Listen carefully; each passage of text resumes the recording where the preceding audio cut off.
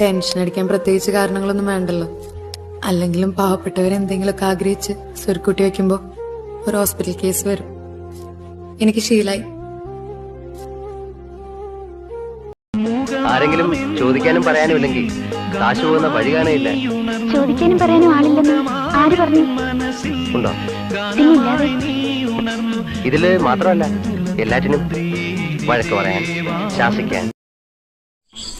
ഇന്ന് നല്ല സുന്ദരിയായിട്ടുണ്ടല്ലോ. നിങ്ങൾക്കും എന്നെ പോലെ സൗന്ദര്യം ഉണ്ടായിരുന്നെങ്കിൽ എനിക്ക് ഇതുപോലെ പറയായിരുന്നു. അത് കുഴപ്പമില്ലടി, നീ എന്നെ പോലെ നുണ പറഞ്ഞോ? അച്ഛന് നിന്റെ അടുത്തൊരു കാര്യം പറയാനുണ്ട്. എന്താച്ചാ? എന്റെ മോക്ക് കല്യാണപ്രായമൊക്കെ ആയി.